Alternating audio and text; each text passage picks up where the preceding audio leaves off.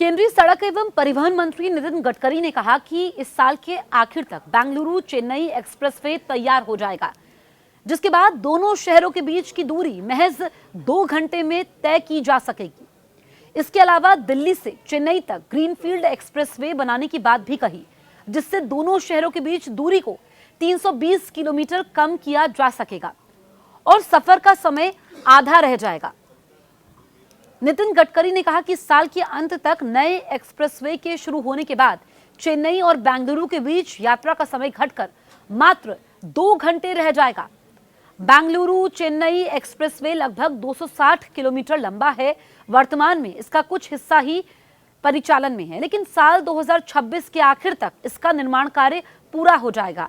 दोनों शहरों के बीच आवाजाही भी आसान हो जाएगी। अभी इसकी दूरी 348 किलोमीटर है, जिसे तय करने में करीब 7 घंटे का समय लग जाता है। आपको बताएं कि बिल्ड इंडिया इंफ्रा अवार्ड्स के तीसरे संस्करण में पहुंचे सड़क परिवहन और राजमार्ग मंत्री ने कहा कि दिल्ली से देहरादून तक का एक्सप्रेसवे बनकर तैयार है। अब वहां 2 घंटे के भीतर पहुंचा जा सकता है। उन्होंने कहा कि साल के अंत तक चेन्नई बेंगलुरु एक्सप्रेसवे भी शुरू हो जाएगा, जिससे इन दोनों शहरों के बीच की दूरी कम हो जाएगी, कनेक्टिविटी बढ़ जाएगी और मौजूदा हाईवे के मुकाबले 100 किलोमीटर कम दूरी तय करनी पड़ेगी। बेंगलुरु चेन्नई एक्सप्रेसवे कर्नाटक, आंध्र प्रदेश और तमिलनाडु को जोड़ेगा। 4 लेन के इस एक्सप्रेसवे को आगे 8 लेन तक बनाया जा सकेगा। अभी जहां दोनों शहरों के बीच आने जाने में 7 घंटे से भी ज्यादा लग जाते हैं, इस रास्ते से महज 2 घंटे में पहुंचा जा सकेगा।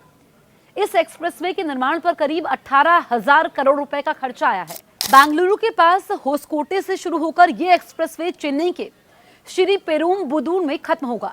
सफर में ये मलूर, बेतमंगल, पलमनेर, गुडियाथम, इसके अलावा कांचीपुरम से होकर गुजरेगा। अभी एक्सप्रेसवे के कुछ हिस्सों पर परिचालन शुरू हो चुका है। 72 किलोमीटर के कर्नाटक सेक्शन को 1 साल पहले ही पूरी तरह खोला जा चुका है। आंध्र प्रदेश का 80 किलोमीटर का सेक्शन भी ज्यादातर पूरा हो चुका है, जबकि तमिलनाडु सेक्शन के 85 किलोमीटर हिस्से पर काम जारी है। कुल मिलाकर 89% काम पूरा हो चुका है। सिर्फ 25 से 30 किलोमीटर का हिस्सा बनना बाकी है। गडकरी ने आगे बताया कि सरकार दिल्ली और चेन्नई के बीच की दूरी को भी 320 किलोमीटर कम करने पर काम कर रही है।